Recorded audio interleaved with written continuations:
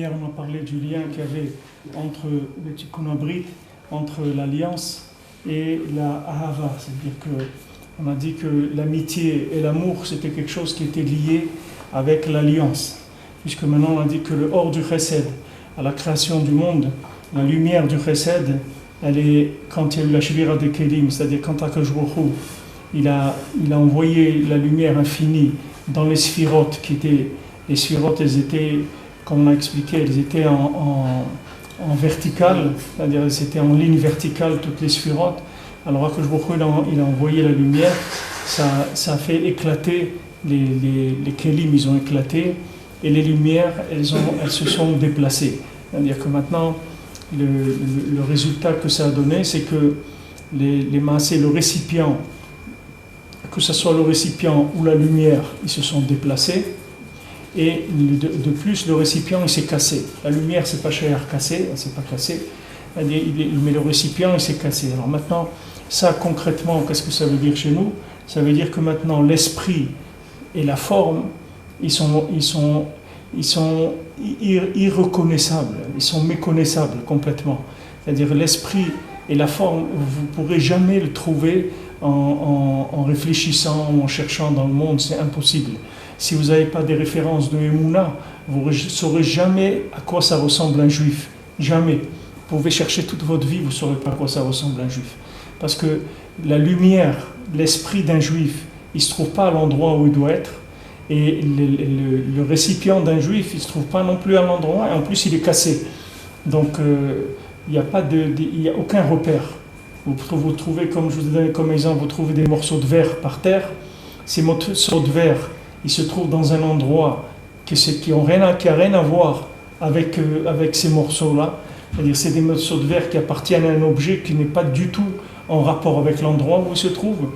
Maintenant, les morceaux ne vous renseignent pas du tout sur la forme de l'objet. Donc, quand vous voyez des morceaux, vous ne savez pas à quoi ils ont appartenu. Et la lumière, c'est-à-dire l'esprit de cette chose-là, encore moins, parce que même la forme, vous ne savez pas ce que c'est. Alors, quand je crée l'esprit, vous ne savez pas ce que c'est. Alors ça va être valable pour tout. C'est pour ça qu'on a besoin d'être Meshamesh, d'être Talmidei Chachamim. On a besoin de vivre et d'être Meshamesh, d'être Talmidei Chachamim. Il y a beaucoup de gens, ils s'engagent dans la Torah et ils commencent à faire de l'apprentissage.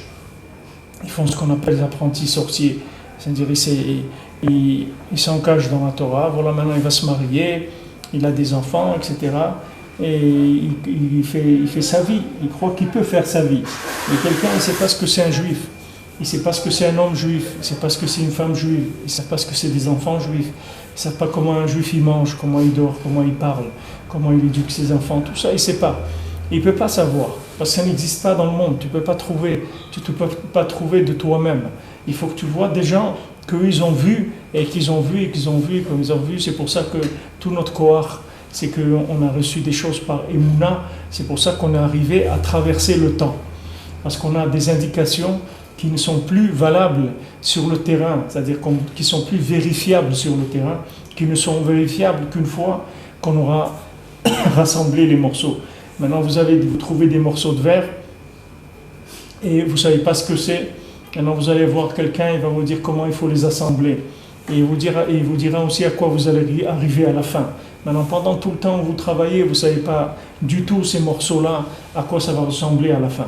Mais vous faites ce qu'on vous dit de faire, c'est tout. Il ne faut pas essayer de réfléchir parce que la moindre réflexion, elle va écarter la personne complètement de la vérité.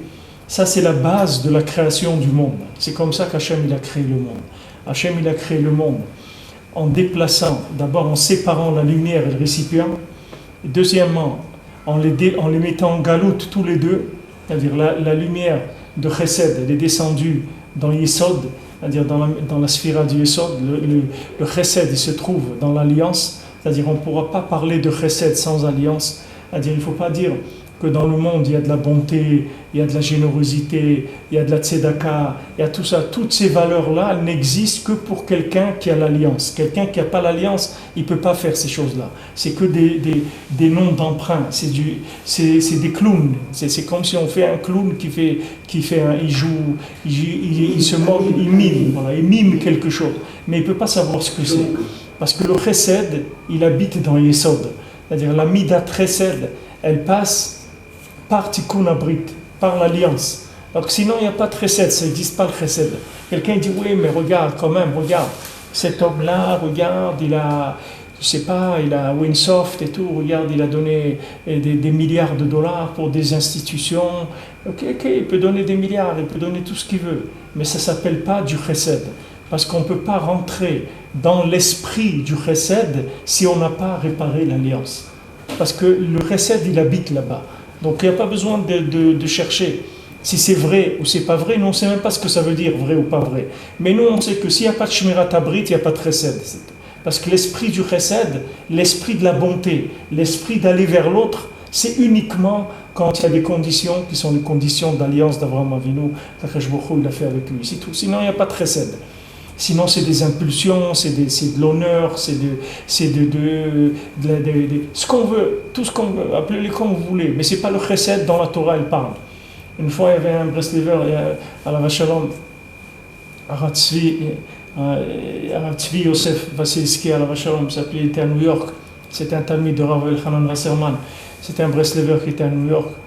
Alors il dit quand ils ont planté le drapeau sur la Lune, les Américains, alors lui il a dit je ne sais pas où ils ont planté ce drapeau, mais la Lune sur quoi on fait Kiddush à Levana, c'est sûr que c'est pas sur celle-là qu'ils ont planté le drapeau, ça c'est sûr.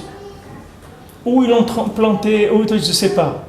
Mais là, quand nous on est devant la Lune et qu'on dit, et voilà qu'on danse devant toi et on ne peut pas te toucher, ça veut dire que personne ne va la toucher. Ah, où ils ont été, je ne sais pas où ils ont été.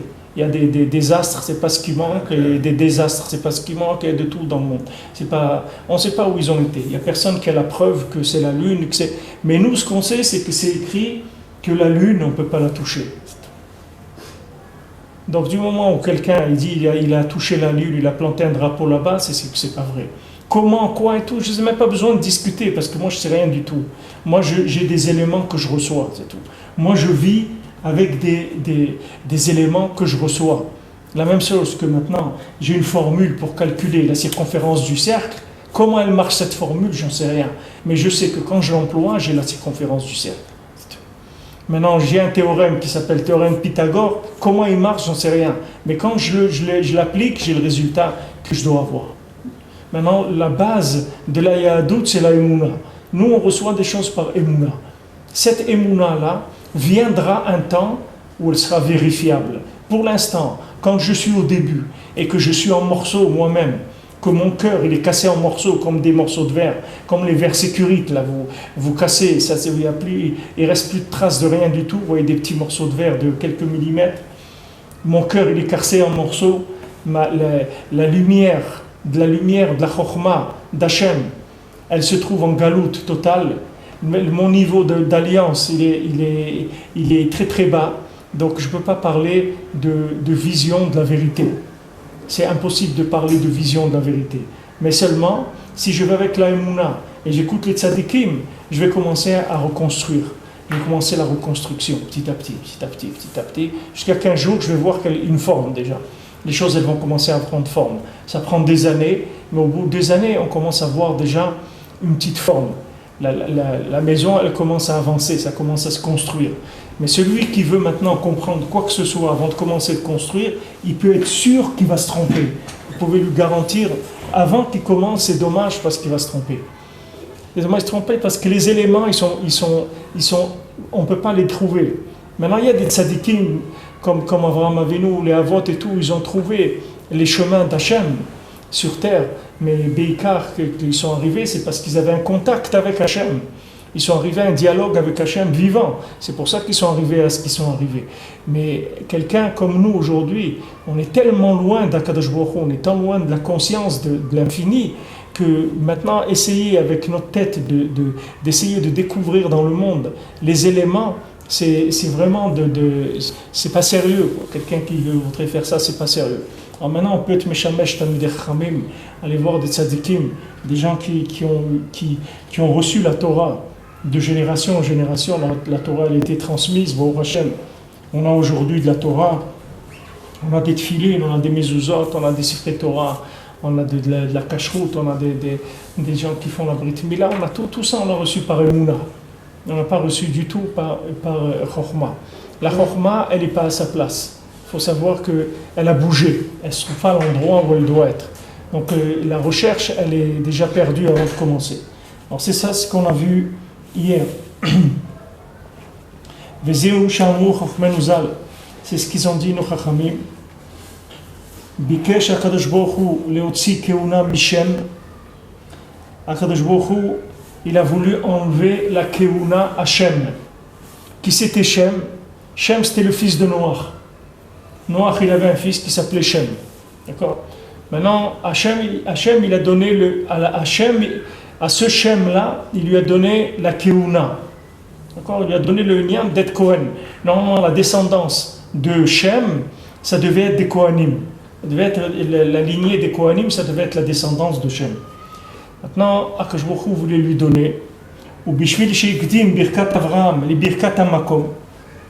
Maintenant, quand Shem il a rencontré Abraham, c'est-à-dire quand Abraham il a été faire la guerre contre les rois qui sont venus attaquer, qui sont venus attaquer son neveu Lot. Ils sont venus attaquer son neveu Lot. Alors lui, il a été faire la guerre. Quand il est revenu de la guerre, alors Shem, il a été Mevarech Oto. Mais Shem, quand il a été Mevarech Oto, il a commencé à dire à Abraham Avinu, Baruch Abraham, il a commencé à bénir Abraham, et après il a béni Akadosh Baruch Hu.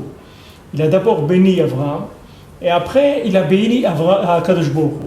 Maintenant, comme il a fait passer Abraham avant Akadosh Baruch Hu, Akadosh Baruch Hu lui a enlevé la keuna. C'est ce qu'il dit ici. Comme dans sa bénédiction, quand il a béni Abraham, il l'a fait passer avant Hachem. Normalement, il aurait dû dire Baruch Hachem Elokei Abraham. Il dit d'abord de bénir Hachem, après Abraham. Mais lui, il a béni d'abord Abraham et après Hachem. Alors Akadosh Baruch Hu lui a enlevé la keuna.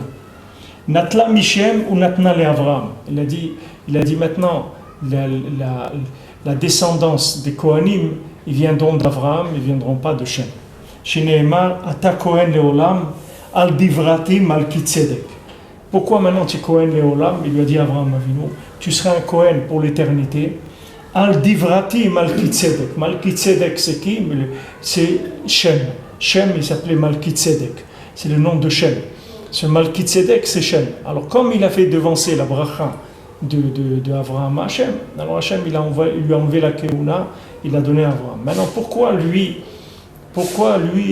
Shem il a fait passer la bracha d'Abraham avant Hachem? Parce que Shem il a dit comme ça, il a dit qui est-ce qui dirige dans le monde? Qui est-ce qui dirige dans le monde? C'est Hachem ou c'est le tzaddik? Qui est-ce qui dirige dans le monde?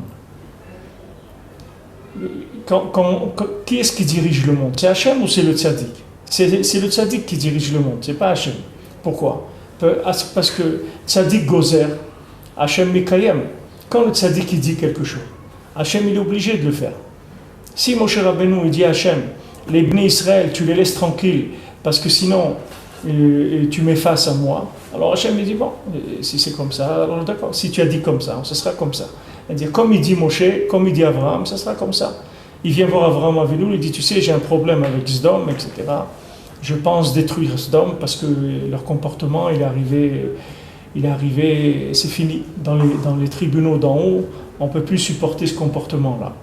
Abraham dit, mais comment tu vas tuer, s'il y a des tzadikim là-bas, 50 tzadikim, tu vas les tuer aussi? Alors il dit, non, s'il y a 50 tzadikim, je sauve toute la ville pour 50 tzadikim. Ok, 50. Et s'il n'y a que 40? Il dit 40 aussi.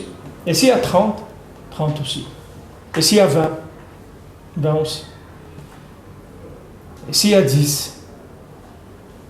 Alors, il a dit aussi, d'accord, et après il s'est arrêté à Abraham Avinu. Mais si Abraham Avinu, il avait dit, et s'il n'y a pas de tzadikim, alors qu'est-ce qu'il y a? Tu ne peux pas les laisser ces gens-là. Peut-être ils vont avoir des enfants qui vont être des tzadikim. Peut-être qu'on va trouver quelque chose là-bas de bien, il va sortir, ils vont faire un chesed, il va y avoir quelque chose. Pourquoi détruire? Pourquoi tu veux détruire? Si Abraham il avait dit ça, ça y est, Hachem il n'aurait pas détruit ce homme. Parce que le vrai pouvoir, il est entre les mains du tzaddik. Il n'est pas entre les mains d'Hachem. Mais seulement, Pourquoi on ne peut pas dire ça? Moi, je vous le dis comme ça, mais pourquoi on ne peut pas parler comme ça? Parce que nous, quand on parle comme ça, on croit que le tzaddik, c'est un Ben Adam comme nous. Nous, on croit que le tzaddik, c'est un Superman. C'est comme ça qu'on voit le tzaddik. Nous, on croit que le tzaddik, c'est un héros. Comme vous prenez Zorro ou quelque chose comme ça, on croit que nous, le tzaddik, c'est ça, c'est un homme. Il est très fort, Batman ou quelque chose, voilà, c'est un homme très très fort. On croit que c'est ça le tzaddik, mais c'est pas ça un tzaddik. Un tzaddik, c'est un homme qui n'existe plus. C'est ça un tzaddik. Un tzaddik, c'est que vous prenez l'ego de la personne, il n'existe plus. Donc vous pouvez chercher en lui, vous n'allez plus le trouver. C'est-à-dire que quand vous parlez de lui, vous ne parlez pas d'un homme. Nous, quand on parle d'un homme, on parle de quelqu'un. Mais le tzaddik, il n'est plus quelqu'un. Le tzaddik, c'est une neshama dans une enveloppe transparente. Mais le Ben Adam lui-même, il n'existe plus. Il n'y a plus de Adam. Comme nous, on appelle Adam, il n'y a plus. Il n'y a plus de traces de consommation, il n'y a plus de traces d'ego, il n'y a plus de traces d'exister, il n'y a plus de traces de plaisir, de rien. Tout ça, ça n'existe plus chez lui. C'est des notions qui n'existent pas. Il est entièrement transparent. C'est pour ça qu'on ne peut pas nous parler comme ça. C'est-à-dire, moi je vous le dis pour expliquer les Shem Limoud, mais on ne peut pas parler comme ça. On ne peut pas dire que le tzaddik il est plus grand qu'Hachem. Parce que nous, quand on dit ça avec notre bouche, c'est quelque chose qui écorche les oreilles. Parce que nous, quand on dit le tzaddik il est plus grand qu'Hachem, on veut aussi en parler d'un monsieur qui est très grand et qui est arrivé à être plus grand qu'Hachem dans le monde. Mais il n'y a aucun homme qui peut être plus grand qu'Hachem. C'est pas Shayar Bichlal. Mais un homme, comment il peut être plus grand qu'Hachem? En n'existant plus, c'est-à-dire en s'effaçant complètement, en enlevant tout ce qu'il y a d'ego en lui. À ce moment-là, il peut être plus grand qu'Hachem. Pourquoi? Parce qu'Hachem, ce n'est pas un homme. Et Hachem, il n'est pas dans le monde comme un homme.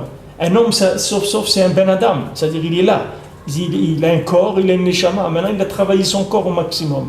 Il l'a rendu complètement transparent. Mais c'est un homme dans ce monde-là. Donc lui, c'est l'homme, c'est Isha Elohim, c'est-à-dire c'est l'homme de Dieu.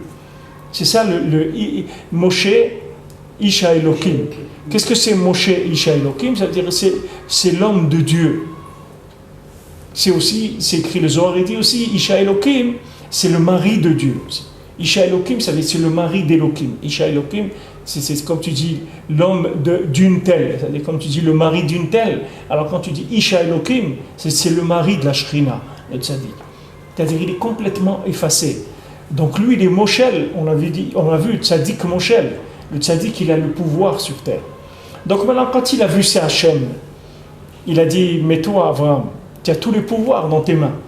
Donc maintenant, je te fais la bracha. Que tu sois béni et que Hachem aussi qui t'a envoyé dans ce monde et tout, il soit béni. Non, il y avait un ordre à respecter.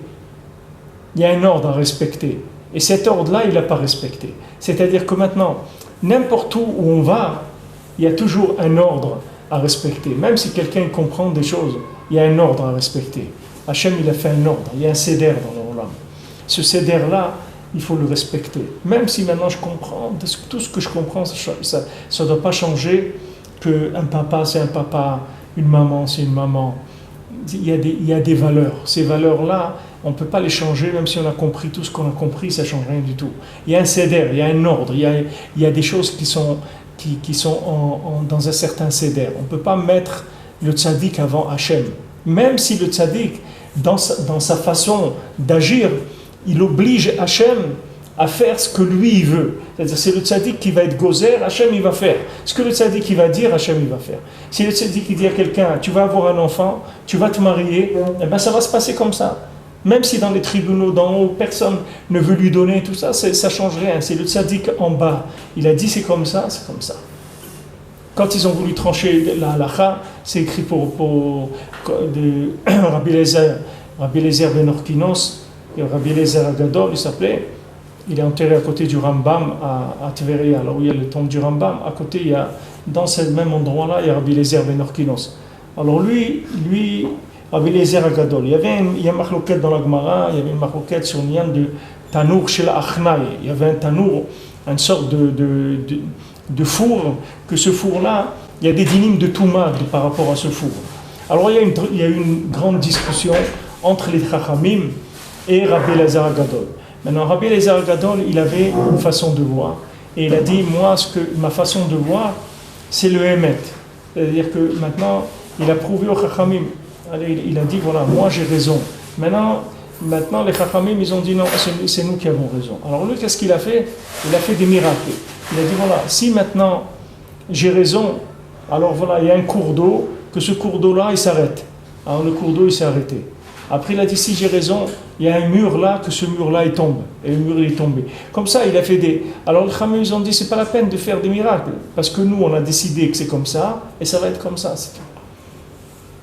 Même si c'est toi qui as raison. Il y a un yam que si le Rav des Chachamim, ils ont décidé, c'est ça la vérité. Le Rav des Chachamim, il dit, c'est comme ça. Alors c'est comme ça. Comme je vous dis pour les tefilin de Rachid, Rabbeinu Tam.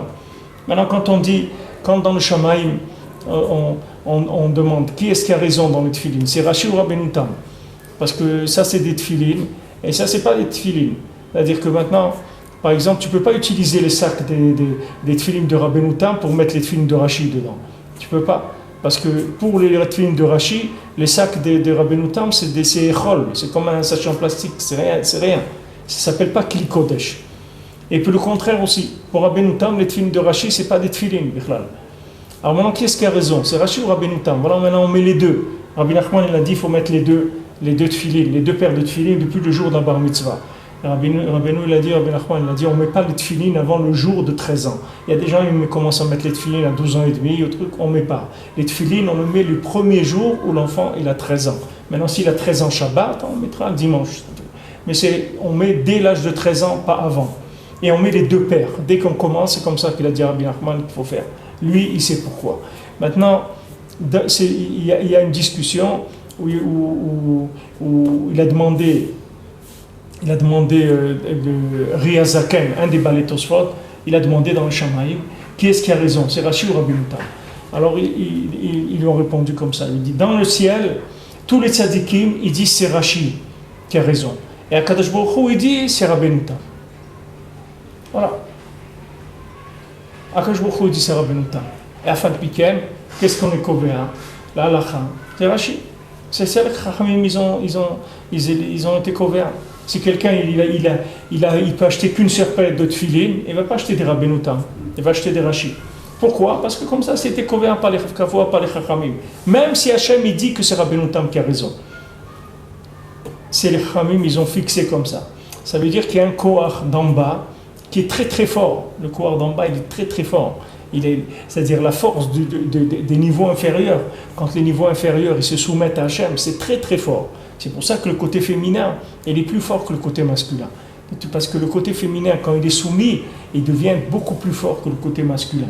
Parce que le côté masculin, combien il pourra se soumettre? Jamais il pourra se soumettre complètement. Parce qu'il est masculin, c'est-à-dire il est quelque chose. Il est quelque chose. Tandis que le côté féminin, il peut s'annuler complètement.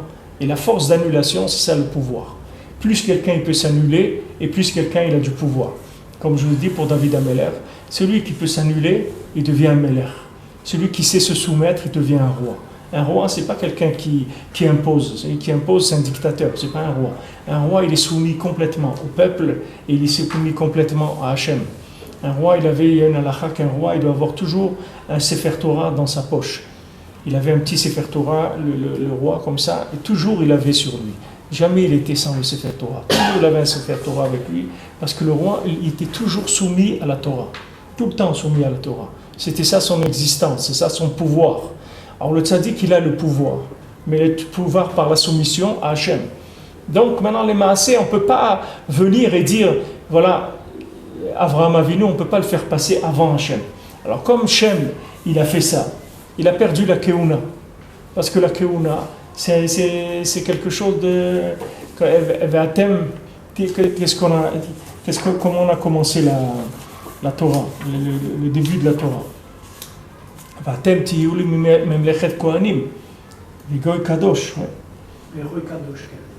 Vous serez pour moi un peuple de kohanim, un peuple saint. C'est avec ça qu'on a commencé. C'est-à-dire que maintenant, nous on est un peuple de kohanim. On est kohané Hachem. Tout le peuple d'Israël s'appelle des kohanim. Maintenant, dans le peuple d'Israël, il y a les Kohanim parmi le Ham Israël. Mais le Ham Israël, par rapport au monde, c'est des Kohanim. Et les Kohanim, c'est quoi? C'est des gens qui sont complètement soumis à Kadosh Baruch Hu. C'est pour ça que les Kohanim, ils n'avaient pas le droit d'avoir des biens, de posséder quelque chose. Parce que quand on possède quelque chose, on est. Quand tu dis, voilà, tu sais, ce monsieur-là, c'est quelqu'un, ne crois pas. Il a 3 immeubles, 2 maisons, etc. Pourquoi? Qu'est-ce qu'il fait avec ces maisons? Ces maisons, si tu me dis c'est quelqu'un, il mesure 6 mètres de haut, alors on comprend, il est très grand, alors il peut faire des choses que les autres ne peuvent pas faire. Mais tu dis que quelqu'un, il possède des immeubles ou des trucs, tu dis que c'est quelqu'un de valable et d'important parce qu'il possède des immeubles. En quoi? Parce qu'il possède des immeubles plus importants que les autres. Parce que maintenant, quand quelqu'un il a des biens, il a de la terre, il a des immeubles, il a des appartements et tout, c'est quelqu'un. C'est-à-dire, il est quelqu'un, il a pris de la place sur terre. Maintenant, les Kohanim et les Lévi'im, c'est pas cher chez eux, ce union-là. Pourquoi? Parce que c'est les enfants d'Hachem. C'est-à-dire qu'ils n'ont aucun bien dans ce monde. Leur bien, c'est la soumission à Hachem. Donc maintenant, quand Shem il a fait passer Abraham avant Kadosh Baruch Hu, il a perdu cette mida-là de la Keuna, Hachem lui a enlevé. Et c'est ça que Hachem, il a donné la Keuna à Pinchas. Pinchas, c'était pas un Kohen. Amar ineni noten lo et beriti shalom. Voilà, je lui donne mon alliance. Noten lo et beriti shalom. Vous voyez, on est à la fin du Zaïl, 3-4 lignes avant la fin du Zaïl. Juste avant le début du Chet. Hineni noten lo et beriti shalom. Je lui donne mon alliance, que cette alliance-là, elle s'appelle Shalom. Qui a Keuna et Prinata Ahava. Parce que qu'est-ce que c'est la Keuna? C'est la Ahava.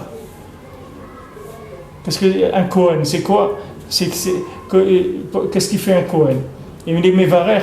Il fait des bénédictions en Israël. C'est ça qui fait le Kohen. Parce que le Kohen, il doit aimer le Ham Israël. Il est Mevarech Roto tous les jours. Tous les matins, les Kohanim, ils sont Mevarech le Ham Israël. Il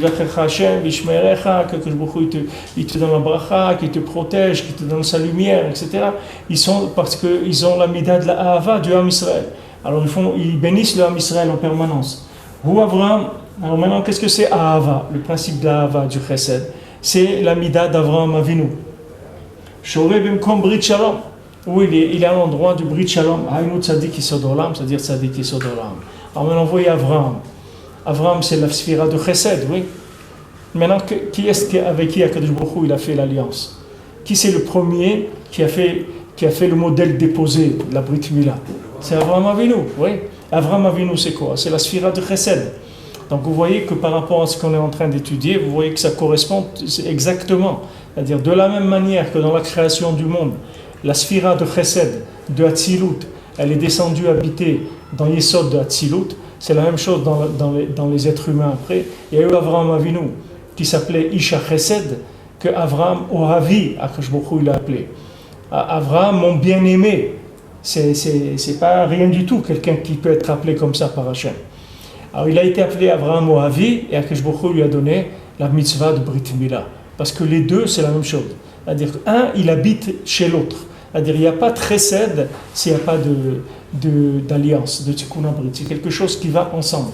Donc maintenant, quand Pinchas, il est venu, qu'est-ce qu'il a fait Pinchas? Pinchas, il est venu tuer Zimri.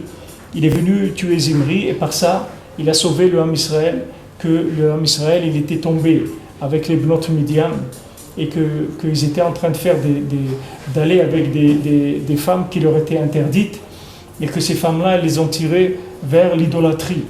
Alors ça a commencé à y avoir des magéphot dans l'Am Israël. Il y a commencé à avoir des milliers de gens qui commençaient à mourir. Alors Pinchas, il a vu ça. Il a vu ce Zimri Ben Salou, que lui, il était en train d'aller avec une aramite et tout, et que lui, c'était un nasi dans l'Am Israël. Il allait avec une aramite, c'est-à-dire une femme qui lui était interdite. Il s'est rappelé d'une halakha, que si on voit quelqu'un comme ça, qui fait ça en public, etc., donc il faut le tuer. Maintenant, il est venu demander à Moshe. Moshe, il avait oublié la halakha. il a demandé aux gens, les gens ils n'osaient pas tellement parce que c'était quelqu'un d'important, c'était ce Zimri ben Salou, c'était pas un voyou, c'était un Ben Adam Gadol. Alors les gens ils avaient peur de se mouiller, alors ils ont pas intervenu. Lui il a eu confiance en Hachem, il a eu confiance en lui, dans le bien qu'il y avait en lui, et il a fait ce qu'il avait à faire, et il a tué ce Zimri ben Salou. Maintenant quand il a fait ça, Akash Baruch Hu lui a dit voilà, moi je lui donne mon brit shalom, c'est-à-dire moi je lui donne mon lien de l'alliance de shalom. Pourquoi? Parce que lui, il a fait Kinat Hashem Tsevakot. Kinat Hashem, c'est quoi Kinat Hashem? Mot Kinat Hashem, c'est la jalousie d'Hashem. C'est-à-dire il est venu être jaloux pour Hashem. C'est ça Kinat Hashem. Kinat Hashem, ça veut dire être jaloux pour Hashem. La Gemara dit s'il n'y a pas de jalousie, il n'y a pas d'amour. Un mari qui n'est pas jaloux de sa femme, ça veut dire qu'il ne l'aime pas. Et une femme qui n'est pas jalouse de son mari, ça veut dire qu'elle ne l'aime pas. Parce qu'il n'existe pas jalousie, si ça n'existe pas amour, s'il n'y a pas de jalousie. C'est quelque chose qui est lié. Maintenant, quand Pinchas il a été faire cet acte-là de Kanaout, qu'on appelle Kanaout, ça veut dire jalousie, mot à mot, qu'il a été défendre la jalousie d'Hachem, il dit comment, en public comme ça, quelqu'un il ose faire une interdiction de la Torah et tout, tac, il l'a tué. Maintenant, pour que le fait qu'il a fait ça, donc il a montré l'amour qu'il avait pour Hachem. Comme il a montré l'amour qu'il avait pour Hachem, Hachem il a dit je lui donne mon alliance. Qu'est-ce que ça veut dire je lui donne mon alliance? Shalom. Il dit ça, c'est Tikkun Brit. C'est-à-dire il lui a donné l'alliance du Brit par rapport à l'amour qu'il a eu pour Akadosh Baruch Hu. Donc on retrouve encore dans le schéma de Pinchas, on va retrouver Ahava avec Tikkun Brit. Comme on a vu dans Abraham qui a reçu l'alliance, on va voir dans Pinchas le fait qu'il a défendu l'amour d'Hachem, qu'il a été jaloux pour Hachem, qu'il a dit ça, il n'est pas question qu'on fasse quelque chose comme ça. Ça fait qu'on lui donne l'alliance. Ça se comprend, puisque maintenant quelqu'un il défend les intérêts d'Akadosh Baruch Hu. C'est-à-dire il défend Hachem sur terre par amour, c'est-à-dire par amour pour Hachem il va et il se bat contre des choses, et il défend des valeurs par amour pour Hachem. C'est normal que ça augmente l'alliance. C'est lié, comme je vous ai expliqué hier, qu'il n'y a pas d'amour sans alliance entre des individus. Il peut pas, s'il n'y a pas de confiance, de l'alliance, le lien il n'est pas fort, c'est pas cher, on ne peut pas parler d'amour. C'est des choses qui vont ensemble. L'alliance et l'amour, c'est deux choses qui sont complètement liées. Pinchas, maintenant il fait un acte de bravoure comme ça, pour la jalousie pour Hachem. Il dit comment on peut oser faire ça pour Hachem? Il tue ce Zimri ben Salou, Akadosh Baruch Hu lui dit voilà, je lui donne mon alliance et Beriti Shalom. Qu'est-ce que c'est Beriti Shalom? C'est Tzadik Yesod Olam. Il dit ici c'est Tzadik Yesod Olam. Pourquoi il appelle ici Tzadik Yesod Olam? Parce que maintenant, le fait qu'il a été mécané, Kinat Hashem, qu'il a été défendre l'amour d'Hachem, qu'il a été jaloux pour Hachem, Hachem il lui a donné l'alliance. Et cette alliance-là, ça fait qu'elle est dans Yesod, c'est le lien de Yesod, de l'alliance. Donc c'est Tzadik Yesod Olam, c'est-à-dire le Tzadik, il réside dans Yesod. Maintenant, cette Nekuda de Tzadik, on l'a vu à 3 niveaux. C'est-à-dire il va y avoir un homme qui s'appelle le Tzadik Yesod Olam. Qu'est-ce que ça veut dire? Que lui, c'est l'homme parfait, si on veut, qui a un amour parfait pour Hachem. C'est ça que ça veut dire un homme parfait. Il a un amour parfait pour Hachem, et il a aussi une shmira de l'alliance, c'est-à-dire il garde l'alliance aussi de façon parfaite. Comme le Zohar il dit, Man denatar brit, qui est-ce qui s'appelle Tzadik? Man denatar brit, celui qui garde l'alliance. Donc le Tzadik lui-même, il s'appelle Tzadik Yesod Olam parce qu'il a d'un côté l'amour d'Hachem et d'un autre côté il a l'alliance de façon parfaite. Maintenant, dans le Ham Israël, il va y avoir aussi chacun individuellement qui va y avoir son amour, lui personnel pour Hachem, mais qui va se trouver aussi, qui va se manifester dans son niveau de réparation de l'alliance. Et maintenant, un homme avec un autre, c'est la même chose, c'est-à-dire les amis, ça va être pareil. C'est-à-dire quand est-ce que maintenant je vais pouvoir recevoir de mon ami des encouragements pour Avodat Hashem, c'est selon aussi notre engagement chacun dans l'alliance. C'est-à-dire c'est l'alliance qui va gérer le principe de la Ahavat Hashem. Plus quelqu'un il va garder la brite, plus il va aimer Hashem. Moins quelqu'un il va garder l'alliance, moins il va aimer Hashem, c'est-à-dire plus ça va être dur pour lui les mitzvot. Quand il va faire Shabbat, ça va être dur. Quand il va manger kasher, ça va être dur. Tout ce qu'il va faire, ça va être dur. Ça va être dur. Il y a des couples, quand ils se marient, ils disent « Ouais, mais c'est dur de faire Tarat HaMishpacha. Les lois de pureté familiale, c'est dur. » Mais qu'est-ce qui est dur? Qu'est-ce que ça veut dire que c'est dur? Il dit « Non, c'est dur, c'est très dur. » Qu'est-ce qui est dur? Ça veut dire que c'est dur. C'est-à-dire que pourquoi? Parce qu'il n'y a pas de l'argacha, de l'amour dans Kadosh Baruch Hu. Si quelqu'un il sentait l'amour dans Kadosh Baruch Hu, jamais il dirait c'est dur. Au contraire, il dirait c'est un plaisir extraordinaire de garder cette halakha. Et il ferait que des louanges sur les merveilles que ça donne, les halakhot, comment Kadosh Baruch Hu nous a aimés. Et c'est pour ça qu'il nous a donné toutes les halakhot, c'est parce qu'il nous aime. Alors il a reconnu l'amour d'Hachem dans la halakha. C'est pas quelqu'un qui est en train de se plaindre sur la halakha. Alors pourquoi quelqu'un se plaint sur la halakha? Pourquoi quelqu'un dit c'est la Torah, c'est difficile? Parce qu'il n'y a pas Tikkun Abrit. Comme il n'y a pas l'alliance, alors c'est difficile. Tout devient difficile. Tout devient difficile parce qu'il n'y a pas d'alliance, donc il n'y a pas d'amour. Donc c'est sûr que ça devient difficile. Dans un couple, quand il n'y a pas l'alliance, alors il n'y a pas d'amour. C'est sûr que la vie elle devient difficile. Tout est difficile. La parnassa elle est difficile. Tout est difficile.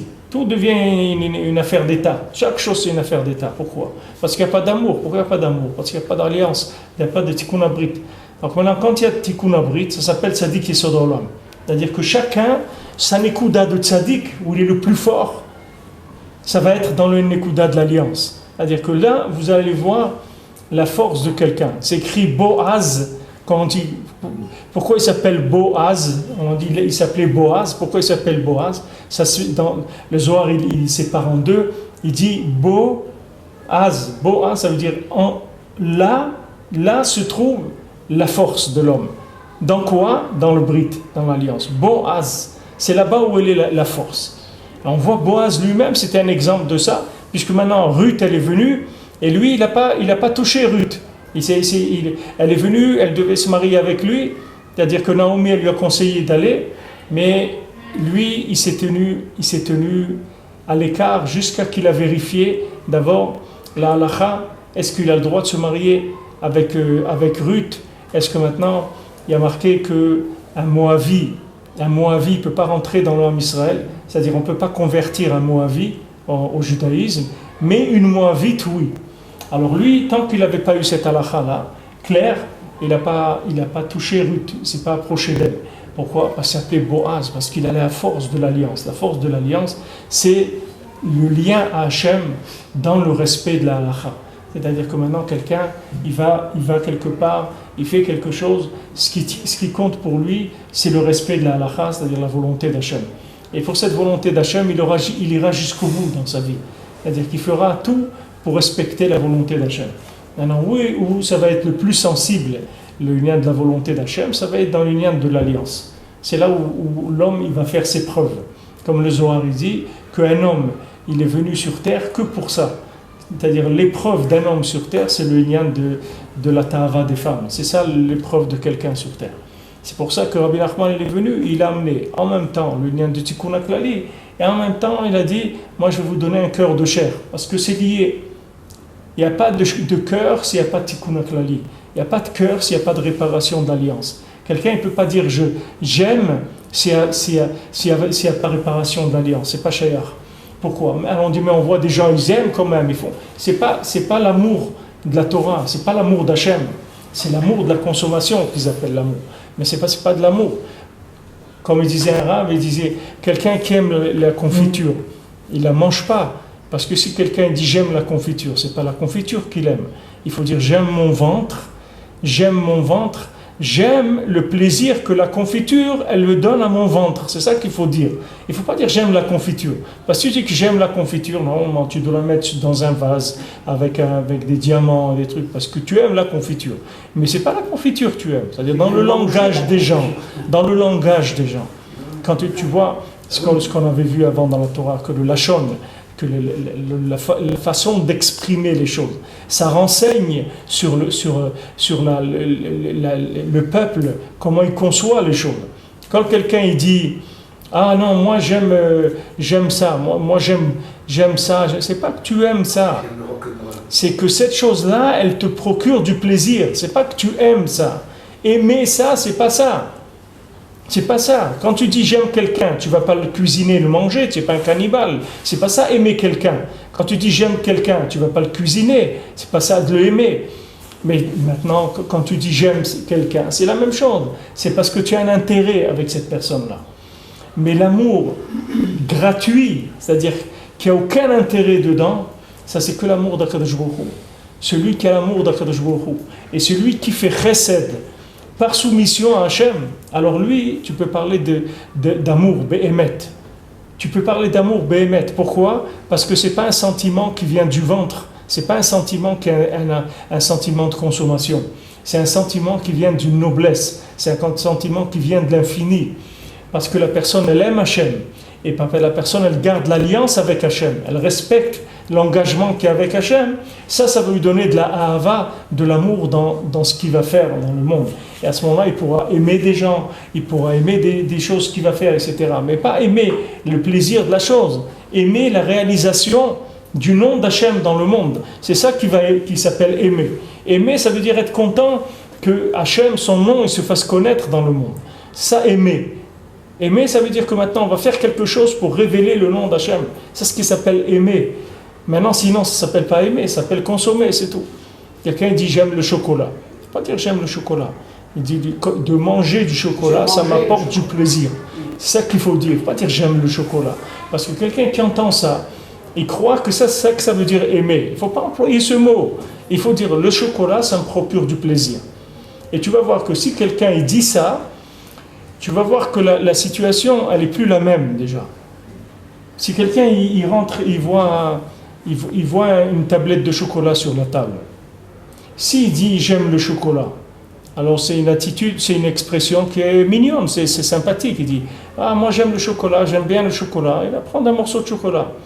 Mais s'il dit ah moi le chocolat ça me procure du plaisir, tu vois que c'est pas beau, qu'il y a quelque chose qui gêne c'est pas beau comme façon de se comporter. De dire ah je prends du chocolat parce que ça me procure du plaisir. Ça fait un peu animal, mais pourtant c'est la même chose qu'il aime assez. Mais seulement quand il a dit j'aime le chocolat, le fait qu'il a interversé des notions, alors ça donne une noblesse à l'acte qui est un acte animal. C'est pas un acte, il n'y a aucune noblesse là-dedans.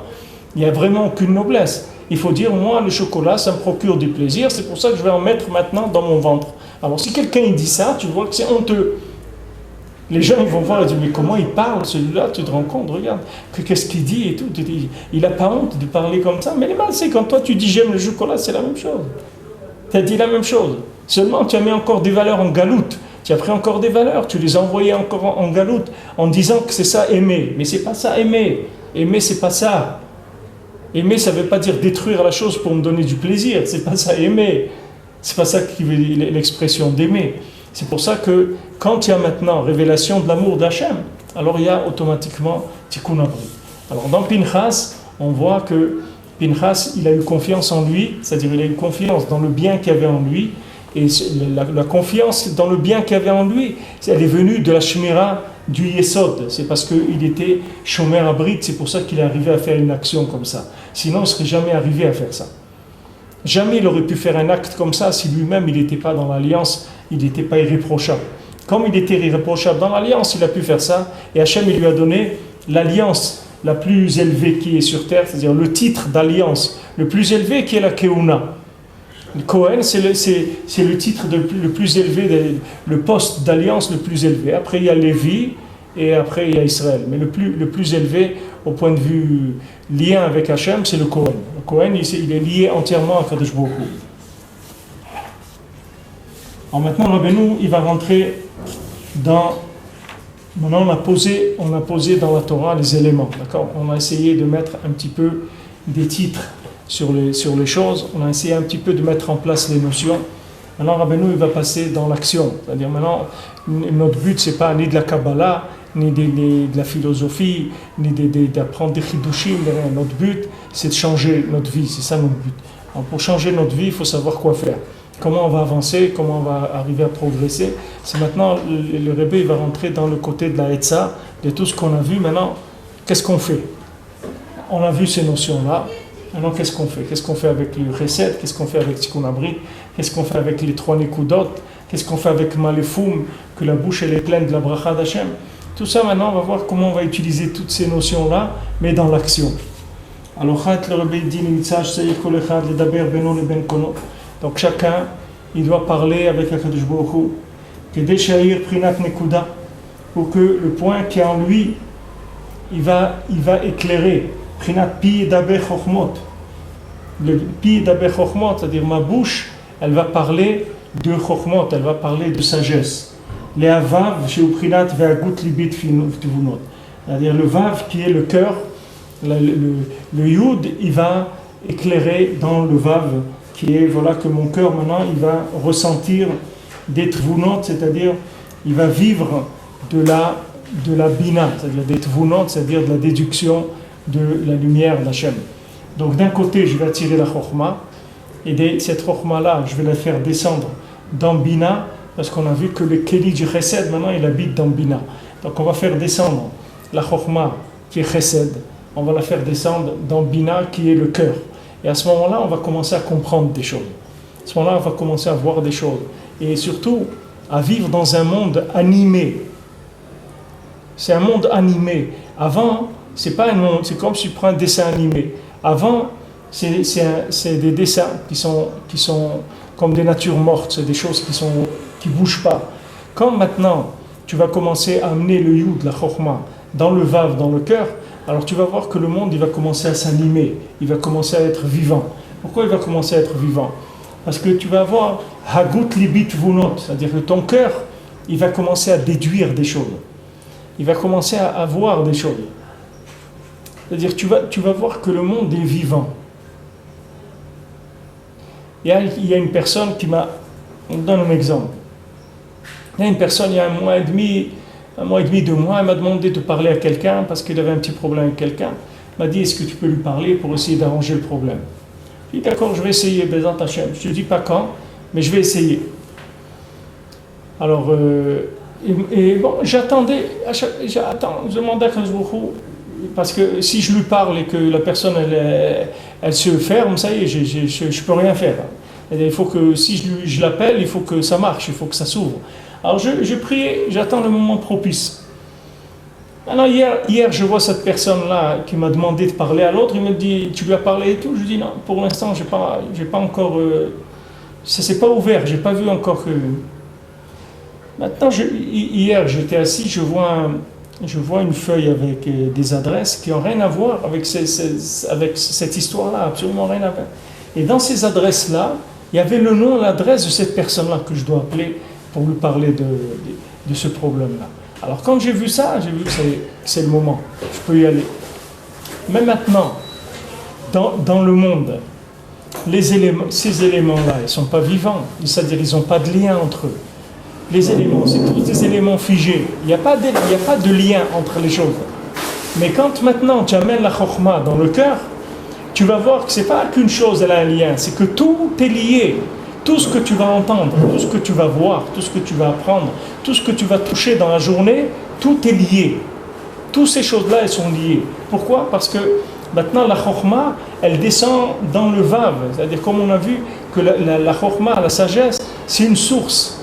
Et le vav, le cœur, c'est le fleuve qui fait couler la source. Donc maintenant, quand la source, elle commence à se couler, ça veut dire qu'elle va se trouver dans tous les endroits. Là où tu vas aller, tu vas retrouver l'origine, la source là-bas. Comment? Elle s'est étendue jusqu'à là-bas, elle est arrivée jusqu'à cet endroit-là. C'est ça, Hagut Libit Tvunot. C'est-à-dire que maintenant, mon cœur, il va comprendre des éléments, il va voir, tiens, ça c'est un rapport avec ça, ça c'est un rapport avec ça. Et il va voir la présence d'Hachem Mamash, il va la palper, la présence d'Hachem. Parce que ça, c'est la présence d'Hachem. Une fois que tu vois ça, tu vois qu'il y a Boré Olam. Comment ça se fait que cette feuille, elle vient devant moi, une demi-heure après que la personne, elle vienne me voir pour me demander si j'ai parlé à cette personne, et que cette personne, elle n'a aucun lien avec cette feuille-là, elle ne sait même pas d'où ça vient, rien du tout. Et moi, je trouve bédiouk le nom et l'adresse de la personne devant moi, après que la personne, elle m'ait parlé. Tu vois que il y a une main d'Hachem, c'est pas quelque chose. Tu vois que ces éléments, ils s'assemblent de façon parfaite. Toute la vie de quelqu'un, c'est comme ça. Toute la vie, si quelqu'un il développe le lien entre Chokhmah et Bina, il va avoir une vie qui est vraiment animée. Sinon, ça s'appelle une vie morte. Ok, il emmagasine des choses, il stocke. C'est pour ça que les gens qui font Avodah Zarah, ils adorent des statues. Parce que les statues, comme le nom l'indique, elles sont statiques, elles ne bougent pas. C'est ça le principe de l'Avodah Zarah. Pourquoi? Parce que l'Avodah Zarah, elle dit, l'idolâtrie, elle dit, il y a Hachem en haut, dans les autres mondes. Mais ici, dans ce monde-là, non. Ici, dans ce monde-là, il n'y a pas Hachem. Ils ne croient pas dans Hachem dans ce monde-là. Alors, quand ils veulent voir quelque chose de spirituel, c'est quoi? C'est une statue, c'est figé, ça ne bouge pas. Quelque chose de figé. C'est pour ça qu'ils vont adorer des formes. Ils vont adorer des images. C'est ça qu'ils vont adorer. Parce que pour eux, la représentation d'Hachem sur terre, c'est quelque chose de figé, qui ne bouge pas. Mais nous, ce n'est pas du tout ça. Nous, c'est le contraire de ça. Nous, au contraire, nous, on vit dans un monde vivant, vivant de la présence d'Hachem, vivant de l'amour d'Hachem. Vivant, tu le vois partout. Il est partout. Tu vas voir en Mamash que Melo Kolaretz Kevodo, que Hachem Mamash, il est partout. Parce que tu vas voir les liens entre tous les éléments. Les liens entre tous les éléments, ils dépendent du contact entre la Chokhmah et la Bina. Combien le Yud, il va couler dans le Vav. C'est-à-dire combien le Yud, il va amener dans le Vav. La Chokhmah, elle va descendre dans le Vav qui est la Bina. C'est-à-dire combien le cerveau, il va amener de la connaissance dans le cœur.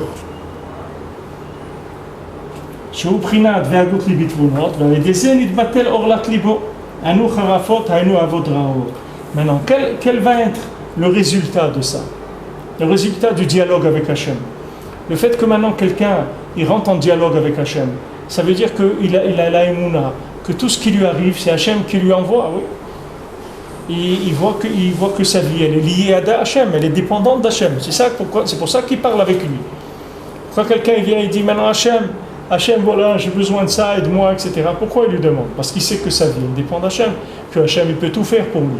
Donc maintenant, du moment où quelqu'un il se met dans cette situation-là, où il dépend d'Hachem, et il commence à parler avec lui, c'est-à-dire maintenant utiliser sa parole, que sa parole, c'est l'alliance de la parole, la même chose que l'alliance de physique, l'alliance de la parole, c'est-à-dire que la parole, c'est une force d'alliance, comme je vous ai dit avant, quand les gens disaient « je donne ma parole, ça y est, c'est réglé », et il y a jusqu'à aujourd'hui des endroits, chez des sociétés, chez les diamantaires et tout, les gens ils ne marchent qu'avec la parole, c'est tout. Et si une fois quelqu'un trahit sa parole, il est éliminé du milieu. Plus personne ne fait confiance, plus personne ne fait de trading avec lui, c'est terminé, il n'y a plus de rapports commerciaux. Pourquoi? Parce qu'il ne marche qu'avec la parole. La parole, c'est une alliance, l'alliance de la parole. Quand je dis voilà, je te donne ma parole que je vais te rembourser telle date, ou je vais te prêter, ou n'importe quoi, c'est une alliance de la parole. Il y a, comme on dit, Brit Krutal Sfataim, il y a une alliance qui a été faite pour la bouche. C'est pour ça qu'on fait attention aussi de ne pas dire des choses avec sa bouche, des bêtises. Parce que quand on dit des bêtises avec la bouche, ça peut se réaliser. Ben nous dit que même quelqu'un qui veut dire en rigolant, il ne faut pas dire en rigolant. Il faut dire en rigolant, je vais faire ça ou je vais faire ça. Parce que même en rigolant, le fait que maintenant, il y a une alliance qui a été faite avec la parole, elle peut être prise, cette parole-là, et on peut obliger la personne à faire ce qu'elle a dit de faire. Même si elle l'a dit en rigolant. Elle n'avait pas du tout l'intention de le faire. Mais le fait que la parole, elle est utilisée comme alliance, comme élément d'alliance, alors on peut prendre la parole de quelqu'un et l'obliger à faire ce qu'il a dit de faire, même si c'est contre son intérêt, même si c'est quelque chose de terrible, il sera obligé de le faire parce qu'il a dit avec sa bouche. Alors quand quelqu'un commence à parler avec Hachem, il crée une alliance avec Hachem, il crée un lien avec Hachem. C'est-à-dire c'est l'alliance de la parole. Maintenant il a l'alliance du Brit lui-même, et il a l'alliance de la parole. Quand il va parler avec Hachem, qu'est-ce qu'il va faire? Il va réveiller le point, la nekuda de tzaddik qui est en lui, puisqu'on a dit tzaddik qui est sur l'âme. C'est-à-dire que le niam de tzaddik, le chesed, il est dans Yesod. C'est-à-dire que le niam de tzaddik qui se trouve dans le niam de Tikkun Abrit, c'est là-bas où il est tzaddik. Donc maintenant chacun, il a un niveau d'alliance, et ce niveau d'alliance, il va se commencer à vivre quand quelqu'un il va utiliser la parole avec Hachem. Plus il va parler avec Hachem, et plus il va développer l'alliance avec Akadosh Baruch Hu. Quand il va développer l'alliance avec Akadosh Baruch Hu, tous les morceaux, tous les cœurs qu'il avait en morceaux, que son cœur il partait dans tous les sens, à aimer n'importe quoi sur terre, parce qu'il est comme un animal à chercher des sensations et du plaisir sans arrêt, tout ça, ça va se réparer, tout ça, ça va se nettoyer. Pourquoi? Parce que les morceaux de verre, ils vont recommencer à se recoller. Donc quand il va commencer à voir la forme de l'objet, après ça va être facile pour lui de le compléter, c'est fini. C'est comme le puzzle, quand il vous reste que 3 ou 4, c'est facile de finir le puzzle. Mais au début, c'est très difficile de commencer. Parce que tous les morceaux ils peuvent être valables. On ne sait pas, on n'a pas de ligne de conduite. Tandis que quand on a commencé à remonter un petit peu les choses, à ce moment-là, ça s'ouvre, il n'y a pas de problème. Alors ça, c'est la refoua pour la kherpa. Bezant Hashem, on va reprendre, on va ouvrir cette notion-là parce que c'est l'écart de la Torah, c'est de cet enseignement. C'est pour arriver à rentrer pratiquement là-dedans. C'est que le dialogue d'Hachem, avec Hachem, il va nous permettre de faire sortir le bien qui est en nous. C'est ça le dialogue qui est avec Hachem. Le bien qui est en nous, il va se révéler. Il va se réveiller aussi. Il va se révéler, il va se réveiller. Et qu'est-ce que ça va faire quand il va se réveiller? C'est que toutes les bêtises, elles vont partir. Donc ce n'est pas maintenant une guerre qu'il faut faire à la bêtise. Il ne faut pas aller essayer de lutter contre la folie et la bêtise. Quelqu'un, il fait des avérantes, il fait des bêtises, etc. Et il essaye de se battre contre ces bêtises, etc. Ce n'est pas la peine de se battre contre la bêtise. Il faut l'éliminer, la bêtise. Il faut l'éliminer en amenant de la conscience. Au lieu de la bêtise ou de la folie, on va amener de la conscience. Cette conscience, elle va faire chasser la folie. Comme Rabbeinu dit dans la Torah Aleph, il dit que quand un fou, qu'est-ce qu'on fait? On lui donne des coups de bâton, ça lui enlève la folie. Quand il reçoit des coups de bâton, on met des schémas sur les coups de bâton, on prend des bâtons, on écrit des lettres dessus, on le tape avec ça, ça lui enlève la folie. Maintenant, quand on prend les schémas de la Torah, c'est-à-dire les lettres de la Torah, les lettres de la Tfila, et qu'on les fait rentrer dans le cœur, ça va chasser la folie du cœur. Le cœur, après, il ne va plus aimer des bêtises. Il ne va plus dire « j'aime le chocolat ». Il n'emploiera plus jamais ce terme dans sa vie. « J'aime le chocolat ». Ça veut dire « j'aime le chocolat ». On ne dit pas des choses comme ça. C'est honteux de dire ça « j'aime le chocolat ». J'aime le chocolat. C'est le chocolat, c'est quelque chose à aimer. On ne dit pas. On ne dit pas ça. On fait ce qu'on va faire, on mange, c'est tout. On n'a pas besoin de faire des commentaires sur ce qu'on est en train de manger. C'est déjà assez dur comme ça. Ça va à peine de rajouter aussi des commentaires de bêtises sur ce qu'on est en train de faire. Alors maintenant, quand quelqu'un il a de la folie dans son cœur, la refoua, c'est ça. C'est-à-dire de parler avec Hachem, ça guérit la folie qu'il y a dans le cœur. Parce que quand on parle avec Hachem, on réveille le point de tzaddik qui est en nous. Et ce point de tzaddik, il chasse la folie. C'est le contraire de la folie. Le tzaddik, c'est le contraire de la folie, puisque le tzaddik, il a le da'at. Donc, en plus, on réveille le point positif qu'il y a en nous grâce au dialogue avec Hachem, et plus la folie, elle va partir et la personne, elle est guérie. Elle n'a pas besoin de lutter contre le mal, du tout, du tout. Le mal, il va disparaître tout seul. Il n'a pas besoin de s'en occuper. Ça, c'est valable au niveau individuel, au niveau social, au niveau de tout l'homme Israël. Toujours comme ça. C'est-à-dire que d'encourager le bien, de développer le bien, et le mal, il disparaît. On fait assez tôt, on ne s'occupe pas de sourmira. On fait le bien, on développe le bien. La meilleure façon de développer le bien, c'est le dialogue avec Hachem. Il n'y a pas plus fort que ça. Parce que n'importe quelle action que tu vas faire, même dans les mitzvot, elle n'a pas la perfection du dialogue avec Hachem. Le dialogue avec Hachem, il fait rentrer directement dans le cœur.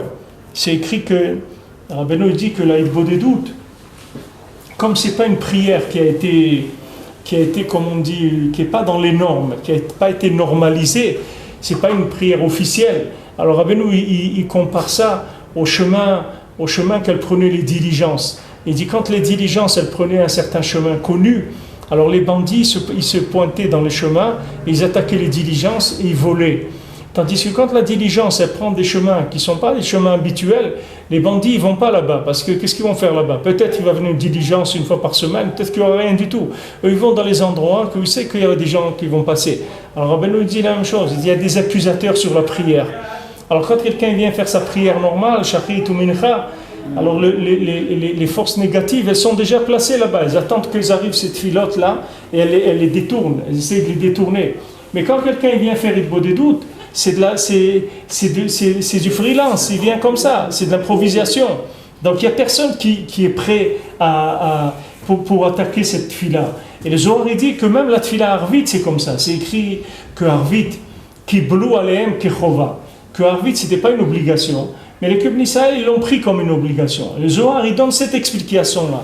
Il dit maintenant, comme on se trouve dans la nuit et qu'il y a des accusateurs des niveaux supérieurs contre la prière, alors nous, on vient, on dit, ah non, Arvit, non, Arvit, je sais pas si je vais faire ou pas. Alors l'autre, il dit, attends, s'ils ne sont pas sûrs qu'ils vont faire la prière et tout, on ne va pas se pointer là-bas pour aller voler les prières, ils ne sont même pas sûrs qu'ils vont prier. Qu'est-ce qu'on va faire là-bas? Il n'y a pas d'heure fixe, on ne sait pas quand. Pour Arvit. Oui. Il n'y a pas d'heure précise comme Minha, on sait il y a tant de temps avant. Non, mais Arvit aussi, jusqu'à Chatzot ou bien jusqu'à. Mais le principe, c'est que Arvit, il a été présenté comme une prière facultative. Mais les gens ils croient facultative, c'est pour ne pas la faire. Au contraire, c'est pour mieux la faire, parce que c'est là où tu peux mieux la faire. Parce que comme on a les facultatives, alors ça y est, les officiels, ils ne viennent pas. Et les officiels, c'est quoi? C'est tous les anges et tout qui viennent accuser la prière. Donc eux, ils disent, non, Arvit, c'est pas tout ce qu'ils font, c'est pas sûr qu'ils vont faire et tout, c'est pas la peine de se déranger pour rien. Maintenant, ils ne viennent pas, ces anges accusateurs. Et dans la Hisbo des doutes, encore plus, parce que c'est vraiment de l'improvisation avec Hachem. Donc c'est vraiment quelque chose qui est fait sur le tas, et il n'y a aucune prévision à ça. Il n'y a aucun ange qui sait de cette chose-là. Que maintenant, il y a un juif qui va parler avec Hachem. Il n'y a aucun ange qui est au courant de ça pour venir attaquer la prière ou déranger la personne, etc. Parce qu'il n'y a personne qui a été mis au courant sur cette chose-là. Alors, Bezat Hachem, on verra comment cette aide-là de parler avec Hachem, elle est tellement importante pour faire sortir le bien individuel. Après, on verra le bien avec l'autre et le bien avec le tzaddik. C'est-à-dire, il y a 3 niveaux de communication avec le point central. Que ce soit le point central en moi, ou chez mon ami, ou bien chez le tzaddik. On verra le travail qu'il faut faire, comment arriver à se connecter sur un des 3 selon le moment.